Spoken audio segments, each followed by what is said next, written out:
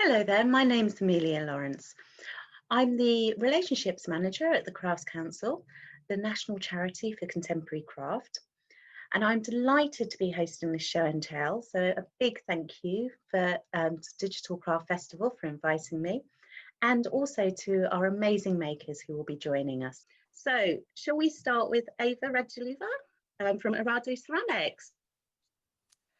Hello, everyone.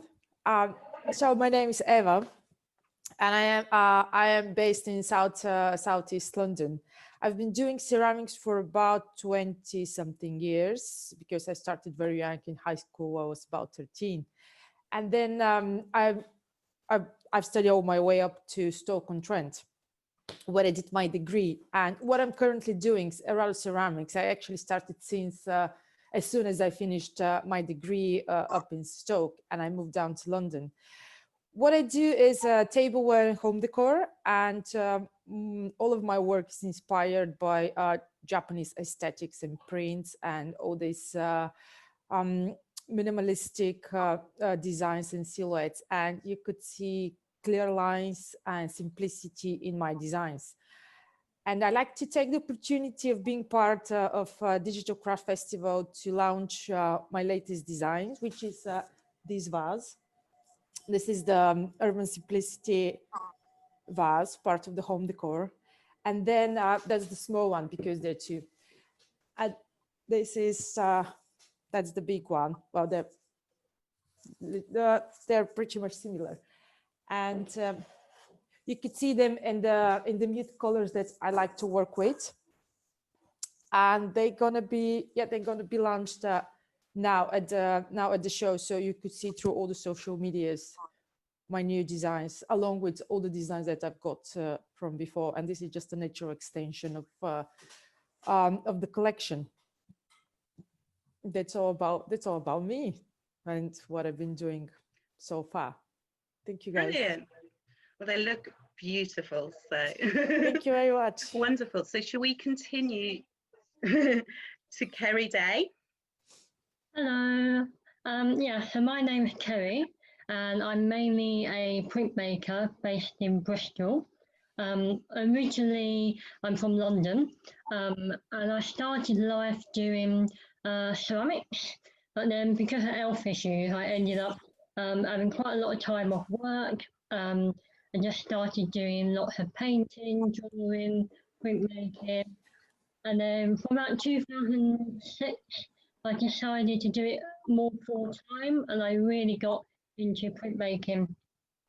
So now I mainly do lino prints with a little bit of ceramic thrown in and some sculpture, and it's all based around my love of my house plants. So I've got quite a lot of collection of those. And I wouldn't say my work is deep and meaningful. I decided to do artwork to try and forget about my problem and just do really nice things. So I wanted to produce work that other people would love to look at and escape away from their life as well. I'm just going to show you some of my linos. So I do so like little black and white small linos. They're mainly a plant, well, they're all the plants, like still lifes. And I also do colour work. So you can see that. And that's one of my favourite plants. They call it the zebra plant. I do that quite a lot in my work. I don't know if you can see, yeah, there's one big one there. It's, I've got that in a card format so you can see a better close-up. And that's using the reduction, that's lino using the reduction method, which is just using one piece of lino and you all your colour on that one bit of lino, reducing it down until you've built up your image, rather than using multiple plates to produce each colour. Does that make sense? And quickly to show you some of my ceramics, these are also based around my lino work. So using the money tree pattern, because originally I would carve out a bit of lino, and I've got all my props. I made a plaster mould of that lino, and I roll my ceramic clay into that to then produce the ceramics. And that gives a really nice texture. And then my sculptures, lastly, again, using the money tree motif. Can you see that okay? Yep, that's great. Yeah. Using, because a couple of years ago, I started doing some silversmithing courses. I just wanted to make, I couldn't find any jewellery that I liked, so I wanted to make my own. And then I got bored with making my jewellery, so the tutor suggested, why don't you do some sculpture? So I began doing sculpture, and then that one there. And these are fairly new, and that's me. Brilliant. Lovely. Thank you. And so if we go on to Annabeth Winton. Hello. It's great to be part of the Digital Craft Festival, and I'm at home today in Brighton, and it's raining, but there we go. And I came to Brighton when I came to university down here. Well, in fact, I started at a polytechnic and then I left the university. It was quite clever. And when I was there, I sort of specialised in ceramics and metal by the time I finished the course. So I was making slip cast beakers, and with that I was making lots of tea utensils. So I was making tea strainers and little infusers, and in fact the picture behind me is gives a sort of representation of the variety of work. So when I left college, I carried on with the more functional work, and so since then I've made various different spoons. At the top here are some caddy spoons that I've made for christenings and naming ceremonies. So I pierce names through the bowl of the spoon, and in fact I've got here a coffee scoop as well that's got is it back to front probably, but it's got the writing through the metal. So I still do a little bit of silversmithing, but I definitely moved into the world of jewellery. The immediacy of jewellery I quite enjoyed. Not all of it, of course, some of it takes a bit longer, but it was a joy to change really, or have more options. So and then I was very lucky to go and do a residency in Australia back in 2003. And while I was there, I met an enameller, and she kindly gave me a little bit of a tutorial. And so I started using enamel, but really for the texture. So I used lots of greys just as another texture on the metal. And so again, up here it shows some of the work that I've used.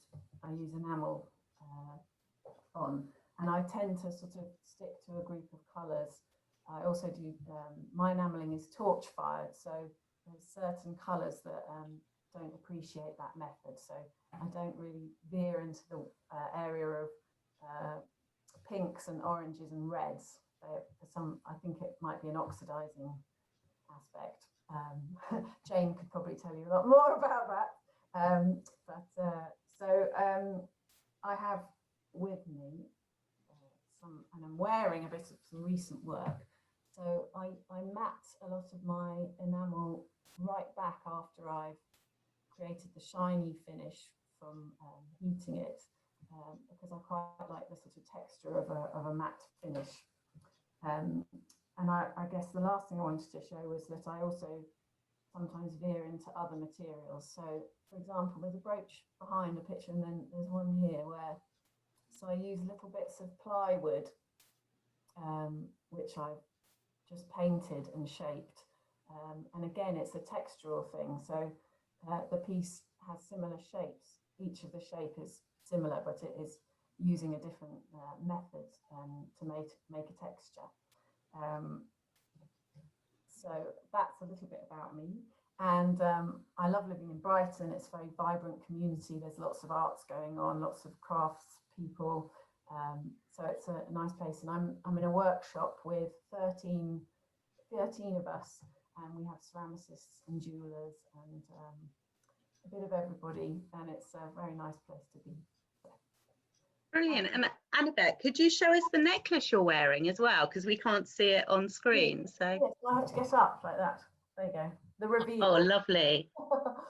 So again, Beautiful. I like using a shape and a texture, but then I sort of feel like these ones are a bit like the little drawing.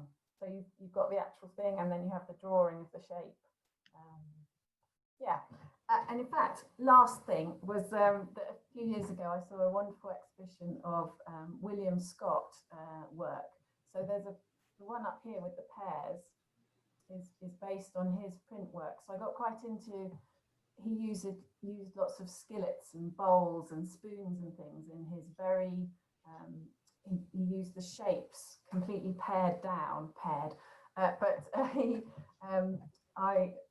I made some pieces that were very highly based on his work, and then used the shapes, and it created a whole area of work. So I feel like he was quite influential. Great, thank you ever so much. Thank And so if we can go on to Jane Moore now. Hello. Hello, I'm Jane Moore, and I live in Leamington Spa, and this is I'm sitting in my workshop that's at the bottom of my garden. I'm very fortunate. I feel very lucky that I have this lovely space that I don't pay any rent for. It's mine. So this was built about 12 years ago now, and before that I had a shop and a gallery in Leamington where I mentored graduates, and I had a shop and sold contemporary jewellery, and of which I sold Annabeth's, which is lovely. So I studied silversmithing at Loughborough College of Art and Design 100 years ago. It was a long time ago, and my love was really silversmithing, but I always wanted to use colour in my work. And at the time, no one was able to teach us how to enamel. It was pretty rubbish, really. They just pointed to a room and said, get on with it. They had these kilns and glass, and I had no idea where I was going. And quite by chance, I met Gunilla Treen. I don't know if anyone knows that name, but she's quite a famous jeweller in the 70s. She came to do a seminar about resin and plastics in jewellery, and that's what I did, which is great because it meant that it was easy to do, a lot easier than enamelling. So then I got a teaching job in Leamington Spa. I came here and taught resin work with silver work, and then I had 3 kids. After I had 3 kids, it was something I always wanted to do, was to enamel. So I went on a very small enamelling course, and a lady called Guda Skirm introduced me. Was brilliant. So I've been making silver and enamel jewellery ever since, which is a long time. I normally photo etch my silver, or have my silver photo etched in order to make little cells for the enamel to go into. So there's a piece at the back there, you can see the triangular, that's been photo etched.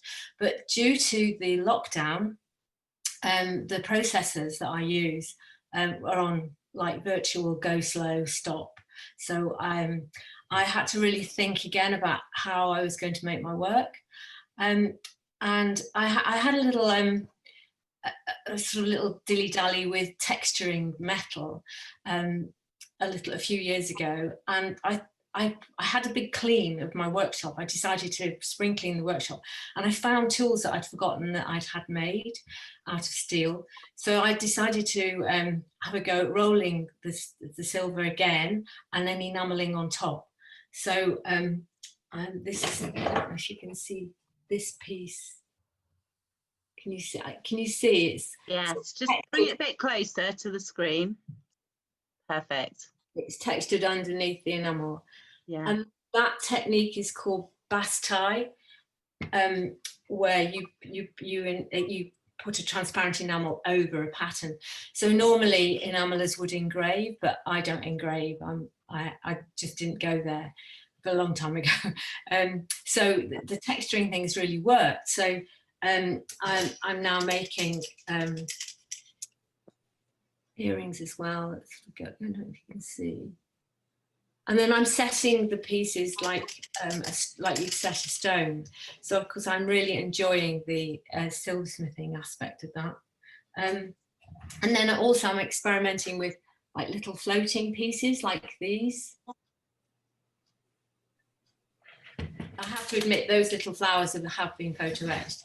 And then where I sit in my bench, which is the workshop, the other side of this computer, I have a lovely tree, and in the tree I have a bird box, and we had blue tits fledged this time. So this brooch I'm wearing is inspired by that. So I don't know if you can see, but it's got texture leaves on that. Can you see the texture underneath? Anyway. Oh yes, yeah, beautiful. Yeah, so I'm experimenting with riveting now on top of enamel, which is a bit tricky, but I like setting myself a challenge. Brilliant, thank you, Jane. So now we'll go to the other Jane Watts of Another Shed Production. Thank you. Hello. Well, I'm just going to freestyle it, I think, now, because I had a whole list of things that I was going to talk through. Now I just think, well, maybe I'll just kind of just tell you a little bit about me. So I'm not formally trained. My background is education, but being a maker, I've always had a shed. So I've always had something on the go, and it's been my escape. But in more recent years, I discovered metal, and I wanted to incorporate that into my work. So I'm based down in South Devon, and life for us very much revolves around the coast and coastal living. And so my husband's a diver, and I wanted to work with metal. I love the thought of rivets. Actually, Jane, you're getting into rivets. So that was one of my first kind of wanted to learn. But anyway, a friend of mine wanted a belt, and or a buckle making. So I decided that I'd make him a buckle, and my husband brought some metal home, and this is what he brought home. So my work has a bit of a story attached to it. So this is from a Second World War American Liberty ship, and it comes home to me like this, and I remove the concretion and I forge it into buckles. So the buckles are hand forged, and they're shaped by eye, so no two are the same really. So they're all, can you see that? There's lots of take it to your right, I think, a little, Jane. There. Perfect. Yeah, okay. Wonderful. Go. So yeah, so that's the metalwork, and so I incorporate that then with British leather, so trying to keep everything within the UK. And so the leather that I use is a British leather, and that's hand cut to fit each of the buckles. So everybody, like I say, every buckle is different. So that's cut to fit the buckle, and then that's hand finished and hand stitched. So everything that I do, I was restricted with tools really. So I had skills. Oh, Jane, you just cut out a little bit when you said about tools. So if you could just repeat that, that would be great. So I didn't have access to lots of power tools and machinery. So so I had to learn hand skills to make what I wanted to make, and everything I make has a practical function. And so I've just lost my track now. So yeah, so the hand tool thing. So it's important for me to that my work is all handmade. So for instance, this is so this is taken 30 hours to make. It's got 2 forged buckles there, and you can see that. Can you see that? I don't know. Can you see the stitching there? Just try and bring it a bit closer, but yeah, that's great. Okay, so yeah, so I hand stitch all of my work as well. So that particular bag just took over 30 hours to make. So no two are alike, and so every part of that is made by me, and that includes the maker's stamp as well. So can you see? Hold on, the light seems to have gone a little bit. Can you see? Go down. Yep, that's go down a bit. Yeah, that's good. Yeah. Okay. Yeah. So they're made from a couple of brass bolts, but I needed a stamp and didn't quite know where to go to get one. So I thought, well, the best thing I can do is make one. So I think probably pretty much me. I like to say life around the coast for me, so that's heavily influenced in my work, and including some of the stitching actually. I forgot to say. So this is, can you see the light really has gone? Can you see the triangular stitching there? Oh, yes, yes. So yeah. So they're leading marks. So those are markers that are up on the coast. So when you come into the river, they're guiding marks and they lead safe passage into the river. So that's where I get my influence from. Yeah. Brilliant. Wonderful. Thank you ever so much, Jane.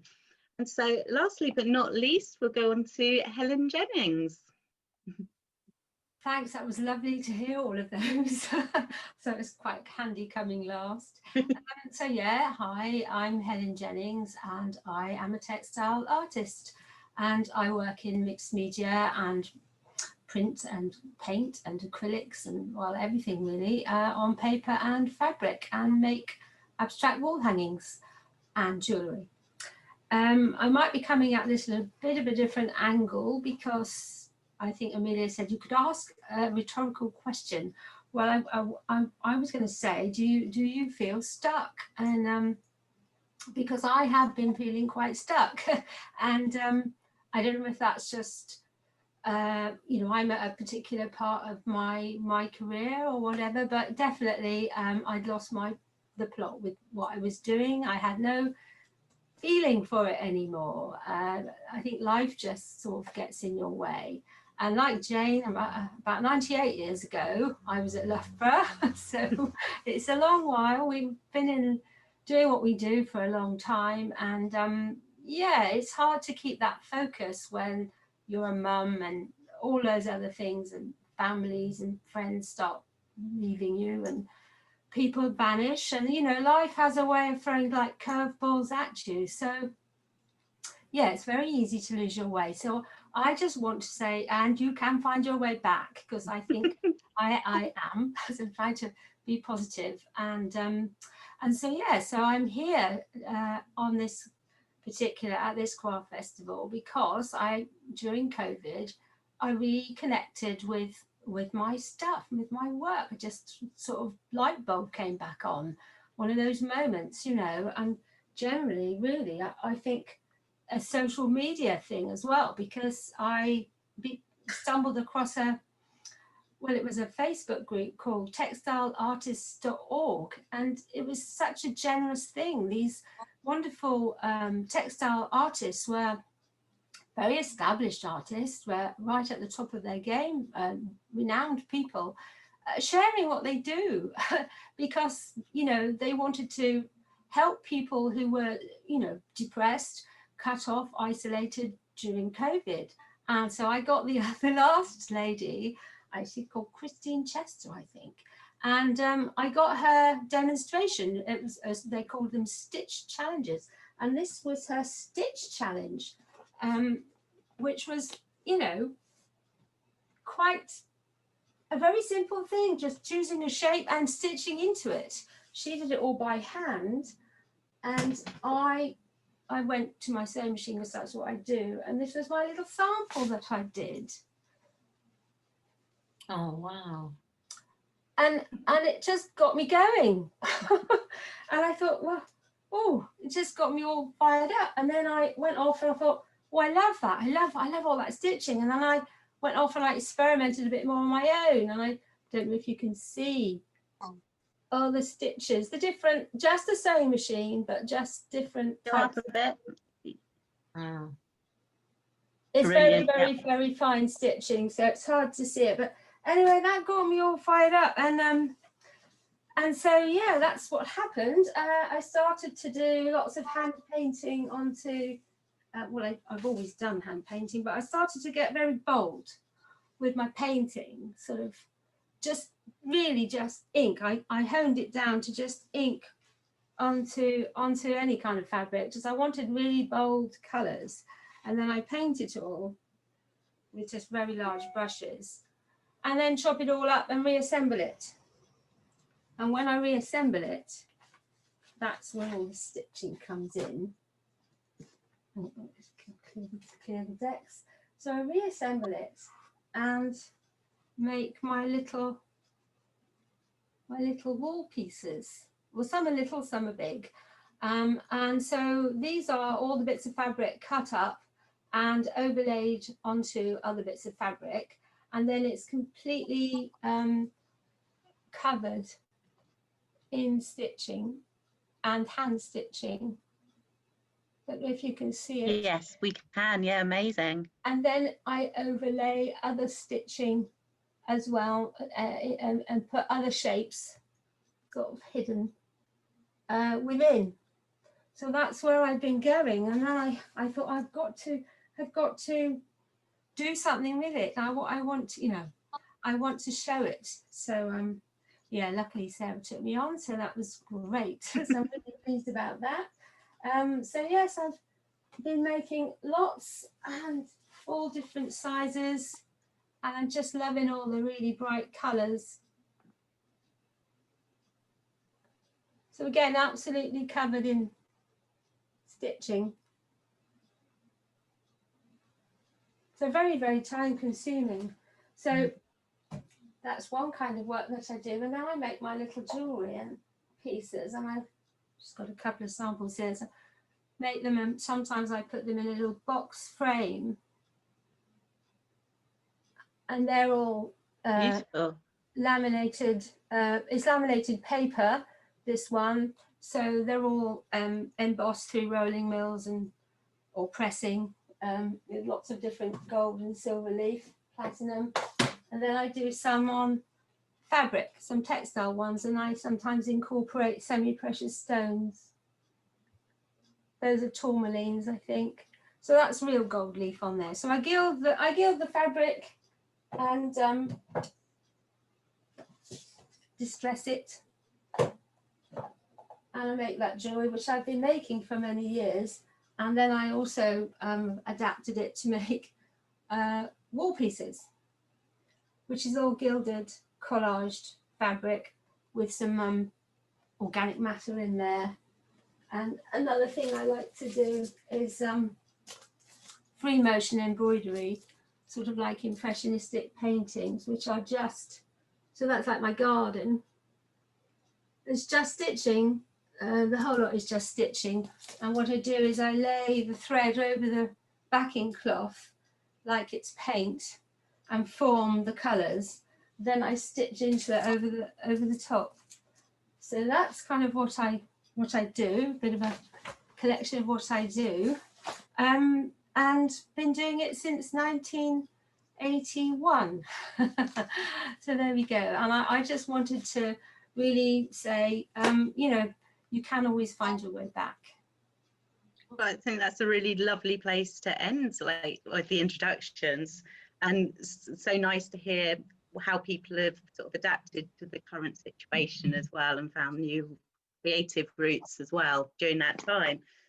So I'm just going to introduce our topic of discussion today. So we're going to talk about the experience economy. So in June of this year, the Crafts Council published the Market for Craft report.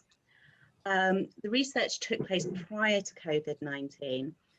However, really reflected a growing enthusiasm in craft in general, which perhaps is demonstrated by the popularity of primetime TV shows, such as the Great British Sewing Bee and the Great Pottery Throwdown.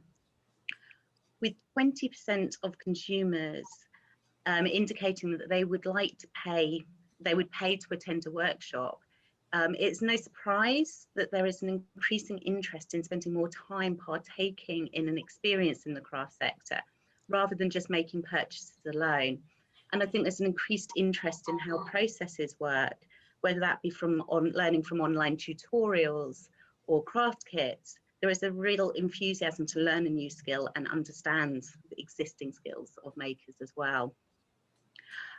This year obviously has been dramatically shaped by COVID-19, which has brought an increased awareness of the well-being that craft can provide, and seen a growth of interest in local areas as well, both things that I think have already been mentioned in the introductions already.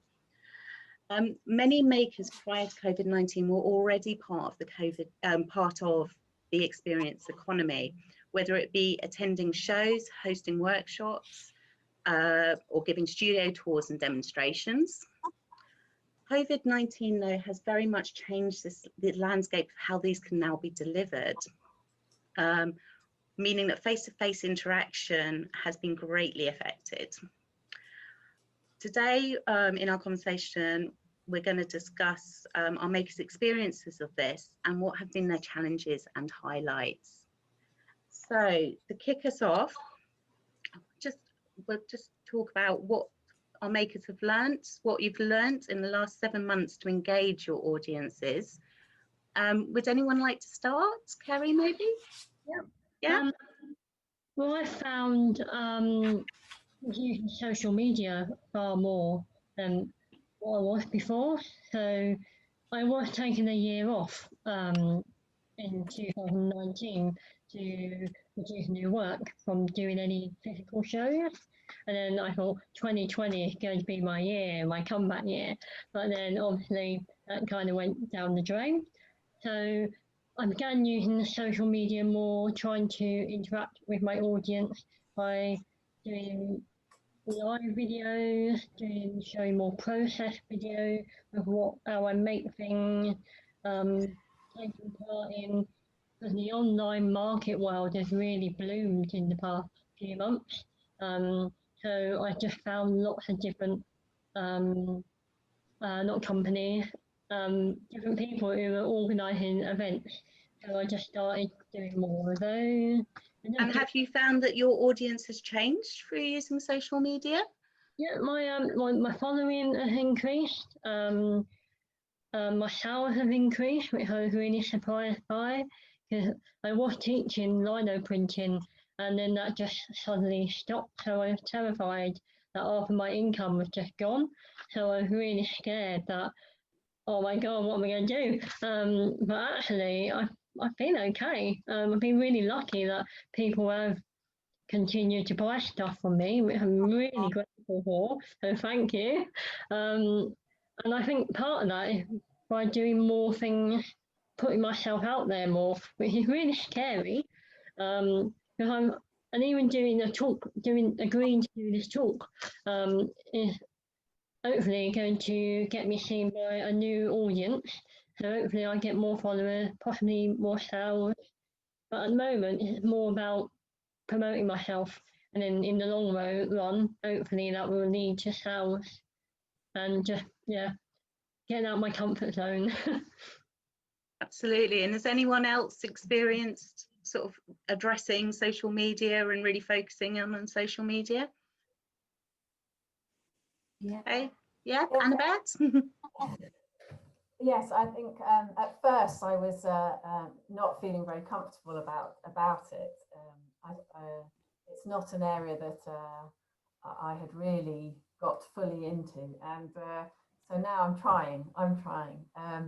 And yes, it's a classic part of being a self-employed person, though, I think, is that we always have to learn new things, well, even within just being self-employed, you have to be a marketing person, you have to be an accountant, you have to be, there's so many things. So our latest thing is we have to be photographers and filmmakers, and I guess, we have the technology now that has simplified all of those things, that you just have this handheld device that can help you with that. But it's a very strange world, I feel, because you're putting out pictures and images, and yes, you get maybe likes and so on, but I feel that a lot of it is our peers, which also is nice because it's creating the community of makers, and that really helps with your progression and so on. So it's an interesting one to see what will happen. I think it'll take a while. It'll take a while to see how many people come and see you. I think the thing about a craft fair used to be that you could smile at someone and they might come and have a word with you, and then you might have a really long conversation. That is harder to create digitally, I think. You know, to have that conversation, it's always a slow conversation. But, and is there something, it's a kind of long term, isn't it? It's hard to sort of, Jane Moore, sorry, I think you mentioned it's hard to measure success. Whereas if you have face-to-face interaction, it's different. Do you want to tell me a little bit about that? Yeah, absolutely. So I've tried doing the Instagram thing, but like other people, I feel very uncomfortable about it. I'm not a trumpet blower, you know, I don't like doing it. So I found it very difficult. The first digital craft fair in June in the summer, I did a little demonstration video, which was deemed to be quite successful, but you know, I had nothing back from, no response from that at all. I mean, I have got more likes and more followers on my Instagram, but that hasn't actually made me any more sales. I think I sold one piece, that's all. It's the kind of immediacy, isn't it? Whereas if you're at a physical event, someone comes and looks at your work, you chat, you have that interaction with someone that can lead to a sale, so you can measure it. Whereas you build a relationship with the customer, don't you? And yeah, things lead on from that, and maybe you get commissions later. I mean, maybe I will, I don't know, but it's difficult, very difficult. Yeah, I've tried to do the Instagram thing, but like I yeah. say, I think it's because I personally find it very uncomfortable to do it. Don't like putting myself out there, and there's so much competition. So many people are doing it. Yeah. Jane W, you had your hand up. I did. So yeah, I agree with the digital thing. It's really challenging, and some of us are good photographers and some of us are not quite so. And that's the challenge I think that we've all had. But Sarah James kind of pushed us into that, didn't she? Very nicely so, I feel, and was challenged back with the first Digital Craft Festival. I thought, well, I need to really embrace this and get on board, because if I don't, then I'm not going to be able to keep up with the technology and the requirements of going digital, I suppose. But it is a challenge. But the mobile phone is a great thing, isn't it? And for me, I've got a waterproof case on mine, so I can take it paddleboarding with me. So I can take photos of where I've been on my paddleboard and the geo coordinates and feed that back onto Instagram. So that's kind of feeding life into my work, because it does have a life. But it's only as good, like Annabeth said, it's only as good as your photography. And you know, what we do is very tactile, isn't it? And for me, the buckles, every buckle's different. So I need people to pick them up and touch them and feel them, and they have an attraction to a buckle. And I know that you can see their eye, and everyone else must be the same when they're choosing at an event. Their eye is drawn, and you absolutely know what the individual's going to go for. And that's the difficulty I've found, and the challenge as well. So, yeah. Helen. Yeah, I find that it's extremely, it's you have to lay your heart and soul out there. There's more and more required of you. If you know, they say, oh, you've got to tell a story, you've got to say where everything's coming from, and it's really hard as a maker to, we're quite private, so it's really makes you feel really awkward, and that can come across. So you might not be very convincing, because it really is, we are out of our comfort zone, and it's we're all learning, you know. It feels early days for me. Well, it is early days for me, doing Instagram, really. With my work, I've done it with friends, you know, and that's a whole different thing, because you know those people. But when you're trying to attract an audience that might buy your work, it's very foggy how to approach that, really. And we know none of us have had any lessons, you know. Yeah, and there is stuff has been going on with social media makers, but it's everyone's now having to use social media, aren't they? So it's kind of that trying to find your voice that works for you so that you can remain authentic, because you don't need to sound like an influencer, because you are who you are and you're all amazing and you do amazing work. But I think there's a very interesting point of that being a jack of all trades and now digital and also selling on websites, that kind of thing. It's all new extra stuff in part of that being a jack of all trades, which I think is really sort of interesting. It's just another layer on top, isn't it? But I think perhaps what I would say is that there's quite a few people out there who are the audiences who are coming into this new as well. So it's not just from a maker's perspective. There are the audiences out there might not have necessarily been going to these digital craft fairs, might not have, there would be more physical people. So I think everyone's kind of learning together a bit as well. And so brilliant. So if we continue on, if you, with your experience economy, how much of your practice previously and now would you say is an experience? Kerry, because I know you previously taught online, you taught previously taught, but you're struggling a bit to translate that online. Yeah, I teach lino printing. Obviously that stopped. Hopefully I can go back in January. But trying to do that online, I found it quite difficult because I find most people come to my classes because they want to try it out. They want, I've got all the tools, all the equipment. They don't need to spend anything apart from the course price.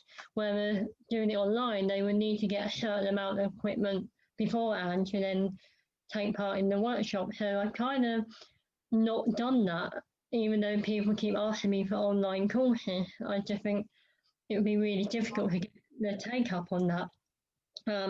But I was, before the lockdown, I was doing some YouTube videos, just showing some really basic techniques of lino printing. And that's something I need to carry on doing, do some more in-depth ones. So it's more pre-recorded, a bit more basic. But yeah, just, you know, I found it difficult to, that side of my work, to go online with. I think that's an interesting point, because there's going to be a lot of disciplines that people can't do. They can't actually physically do much of, well, most of what you guys do really here in this discussion, because they don't have the equipment, they don't have the kilns, you know, so all of that is a limit. And it's almost like, how do you break that down to be accessible for somebody who's an amateur, who doesn't have the materials? But is there something in people still want to understand how those processes work? And a lot of you have mentioned that you're doing process videos of you making. I think Ava, you mentioned that you've got some online as well. So yes, and I also do Instagram lives, and I explain people and I show them how my work is done, because now, since they cannot see us, they cannot meet us at the craft events, and there isn't this personal relationship, this personal conversation. They can always come to my Instagram, to my social media, and see how I do my work in sort of this digital realm. And I've opened my digital door to these people, so they can come, they can see, they can ask questions. Yes, I know it's not in person, but I think that's the best we can do at the moment. Show them how it's done, and they not necessarily have to want to do this kind of stuff. They could be just people who appreciate craft, who appreciate the art we do, and they just want to see this, just to show the creativity and enjoy the process, seeing the process. I think there's an awful lot in that sort of, people are looking for more authentic, more unique items to understand how these are handmade and how they're differing from manufactured goods, you know. So people want that understanding, and almost you need to sort of provide that aspect to help, you know, to sell what contemporary craft is and why it is so special and unique and amazing, and that you're getting a one-off, everything's different and everything's had this process. Or like Jane Watts's bag had 30 hours input of time. I think a lot of purchasers don't always understand how long things take and how skilled people have to be, because I'm pretty, you know, a lot of the processes used are way above an amateur level skill basis. So but I think also, Jane, with your story, you said that you also sort of create a narrative behind your work, which is you sort of give locations and a history of the shipwrecks that you take metal from. Is that correct? Yeah, that's right. When people first look at my work, they until I've explained it, they don't actually see what's involved. So Mike, my husband, is a diver, and he goes out and dives for the metal. So he's had to locate the wreck and get a team of divers go out. And just need to make sure at this point that actually he doesn't. He only takes things that lay on the seabed. He's not actually harming any of the wrecks, and it is declared to the Receiver of Wrecks. So yes, it all has it's traceable. It's got a story attached to it. So and the geo coordinates I make little bracelets from a fishing net that I collect when I'm out paddleboarding. So this is the fishing net. I bring it back and untangle it, and this is a fender that I've cut down. So I don't know if you can see, that's just one of my little bracelets. So what I do is I come back and kind of fix all of that together with the fishing net and the twine that I found and the fender that I found. And I'll put the geo coordinates of exactly where I found each piece. And so, yeah, so it's got a story. Yeah, my work has quite a big story attached to it, and so being face to face is really important to explain that. Yeah, and I'm quite interested as well on a social media front. Does that additional story bring in different audiences perhaps than you would meet at craft festivals because of that history? And it does, because it's got several different interests. So it's got the historians, it's got the Americans, because it's an American Liberty ship. It's hand stitching, it's hand stitched leather, so that's other leather workers and people with interest in leather, sort of like the hipsters because it's kind of hipster style, so the paddleboarders because it's surfy, and then the marine conservation because obviously there's marine conservation involved, and divers. So yeah, so it's a broad audience that that I've got really, or potentially have, but it's just working out how to tap into all of those different audiences and finding out about hashtags. So I mean, it's quite an interesting. Do you think there's a lack of assistance or tutorials out there to help you assist in social media, in digital advancement? Is that something that would help or would have helped or could still help? I think it probably would, but I don't know, I can't speak on behalf of the others, but I can only learn what I need to know at the time. I can't, so to do a digital media course would be just too much for me to take on board. What I need is, okay, so I need what's a hashtag, and just information on that and what to do and what to look for and who to target. So just small snippets would be really good, just so you can tap into what you need at the time. And then it's like anything, once you've learned that, then you can move forward and incorporate it into your media work. Yeah. Ava? What I just wanted to say to Jane, if you want, you can always get in touch. I can talk you through these little things that you need to know. But what I was always also wanted to say is that I think we need to appreciate the digital world, because we wouldn't have that sort of following if we were in the real craft event, like a real life craft event. Because with the hashtags, you're gonna have followers from so many different areas rather than in the craft festival, you have this certain amount of people who come to the event, you see only them. And I think that we are just beginning to understand how big and how helpful is the digital world. And I think that's gonna do us a huge favor.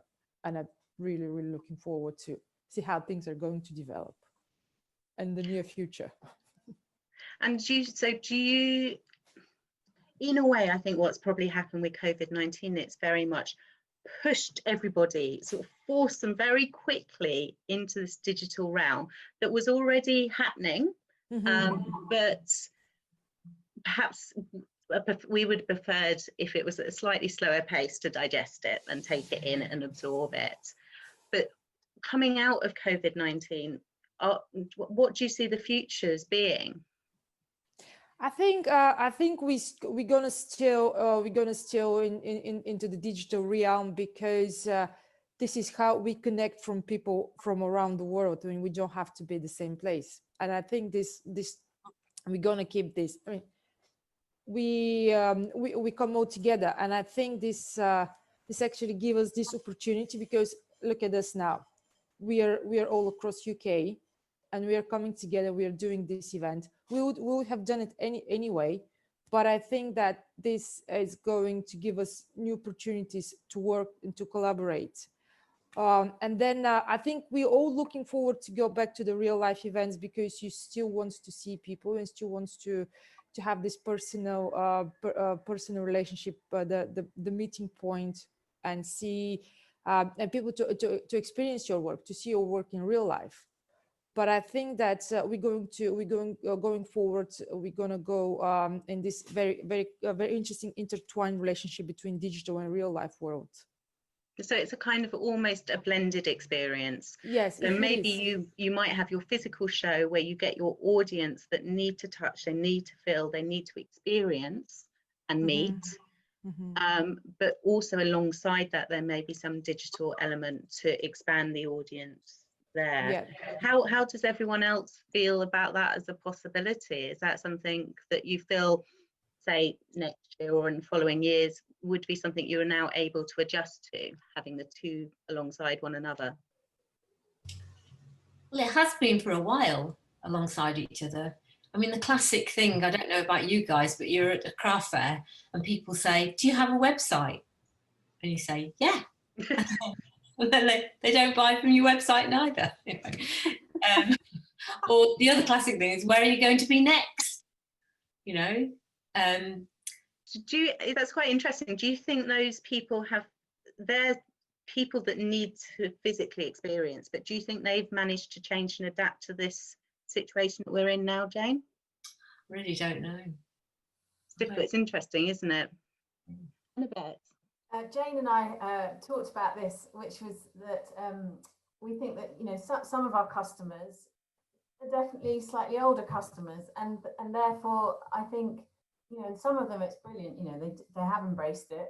You know, I'm an older customer, I guess, in some ways, but I'm embracing it, and but it's a tricky one, because I think, yes, there's definitely going to be room for both, because for some people it's so important. And I think I feel like it is tricky making a purchase that jewelry or a lot of things really, is that if you haven't touched it and felt like it's yours, there's this huge gap of the sending it through the post, and then, you know, what if it isn't what you thought it was, you know, or whatever. And I think that's the problem, that people are, you know, some people will just go for it, but maybe that's more of a mindset about shoppers as well. Is it?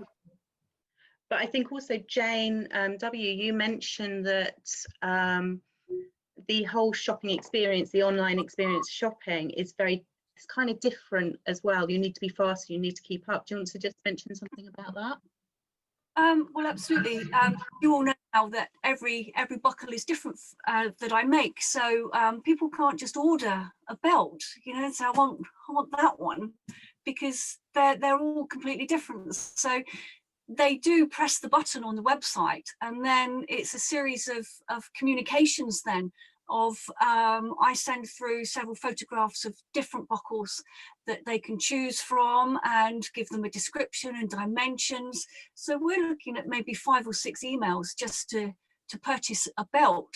And then obviously then I make the belt to order, and so that's okay, but then there's the anticipation of their expectation, and so I've packaged it up and I've sent it off, and then that's when for me my angst begins, because it's, have I met their expectation? And touch wood, so far so good.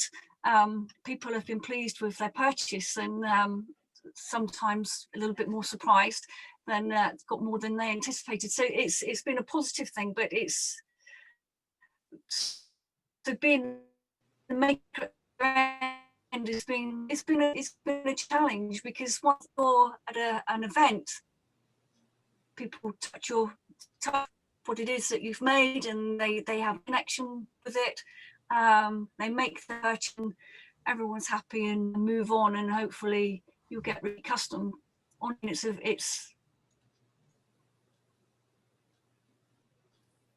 Oh, I'll just cut you there, Jane, because you've cut off briefly. So I think what is quite interesting about the sort of digital realm that we're in is actually I'm really picking up from a lot of you this kind of support and resilience that has happened amongst the sector itself, which I guess would all have always been there at a physical show, but maybe the digital aspect has extended who you're meeting, who you're getting to know because of location difficulties.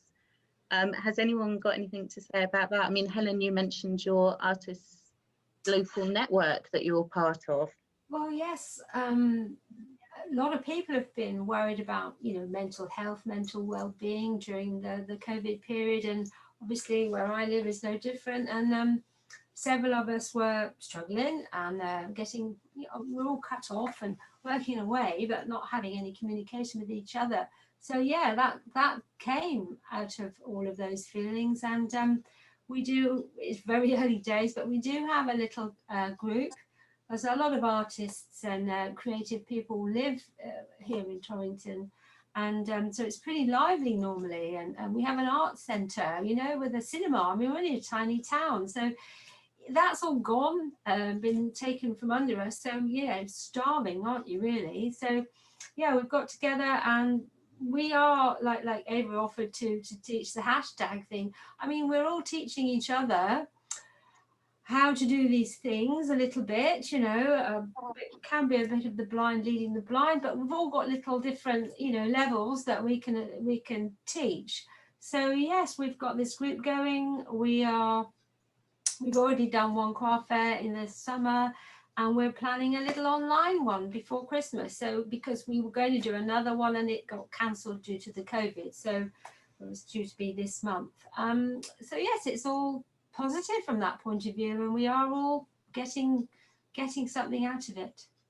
And I think it sounds, very example with the hashtags going on, but it does sound like these digital craft fairs are providing that network as well, which is really lovely to hear, because normally you'd be talking to people at events and another maker next door, and you'd have that sort of network where you can share ideas and sort of learn from one another through a physical event. But it's nice that it's being replicated in these digital fairs as well. I think another thing that I just wanted to press on was just how much people's work has changed during this period. And I find that very interesting, how people have either sort of refound work or sort of gone down different paths during this period. Jane, do you want to mention something about that? Me? Yes. Oh, sorry, Jane. Yes, I'm sorry. I'm forgetting my golden rule of the M and the W, sorry. Well, being an enameller, which I'm not sure that I would label myself like that. I just use colour as a means to an end, really. But I happen to be okay at it, so I suppose some people think I'm an enameller. But I get given, and I have been given over the years, old enamel that's really old, like that dates back from the early 1900s. And a lot of it has lead in it and things that are, you know, it's not allowed anymore. And I've actually stuffed these things away because it's really hard work, because often they come in lump form, which is really difficult to grind because it's labour intensive. It takes ages to grind to a very fine powder, because that's how I wet lay the enamel onto the silver.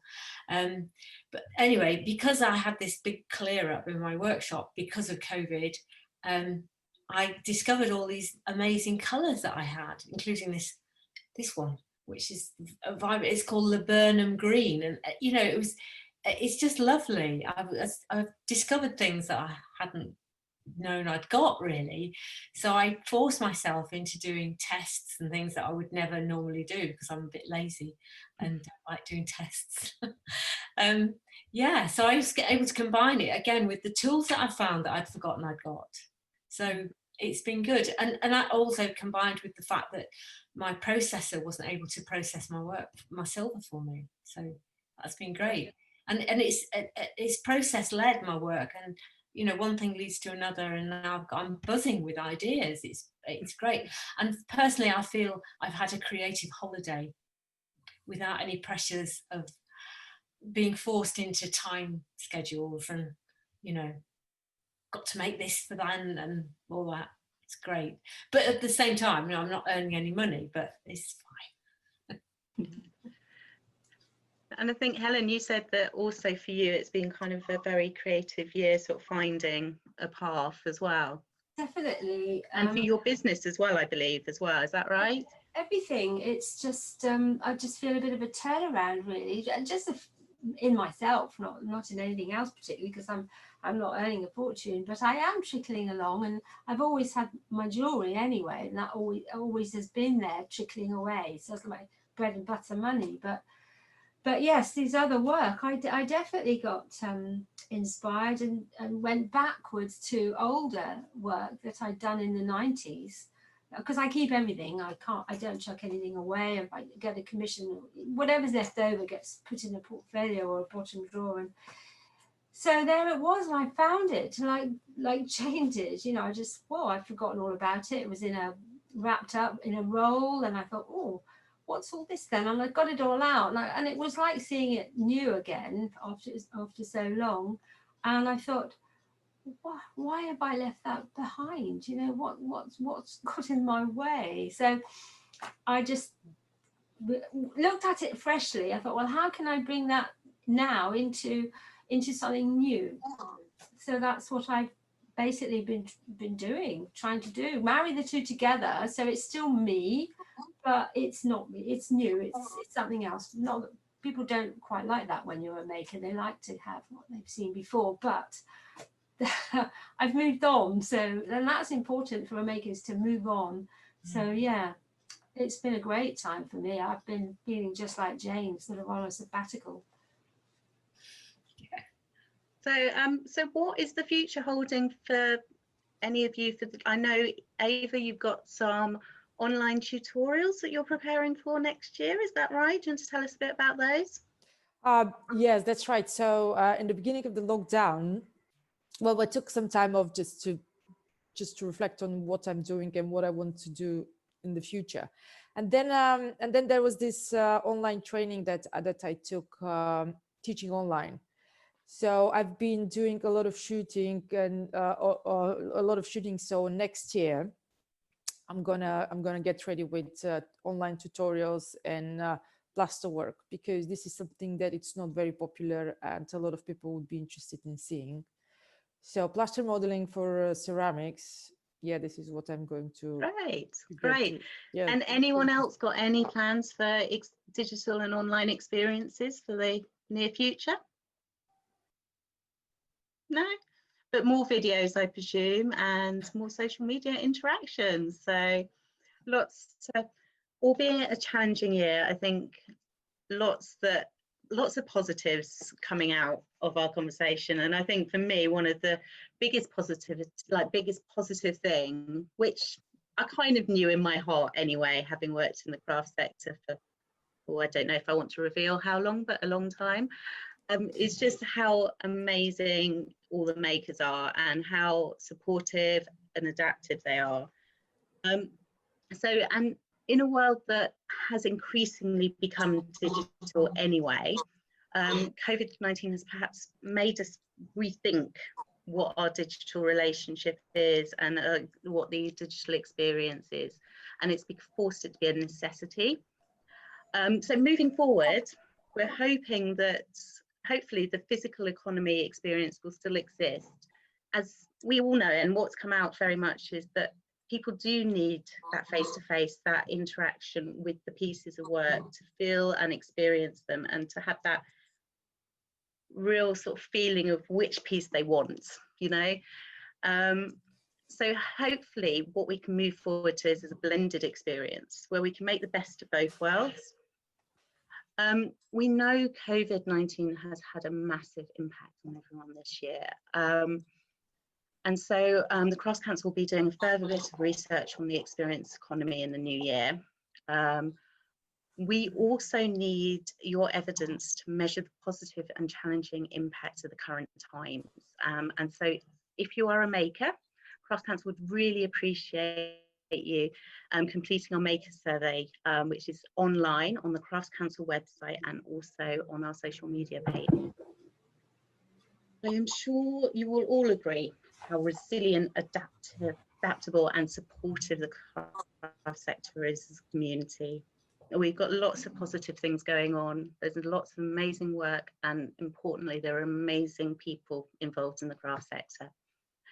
I would like to thank Digital Craft Festival and all our makers who have taken part in today's discussion. It's been really great, so a massive thank you. All right, goodbye then, everyone. Thank you. Thanks, Amelia. Bye. Thank you very much. Bye. Bye, everybody.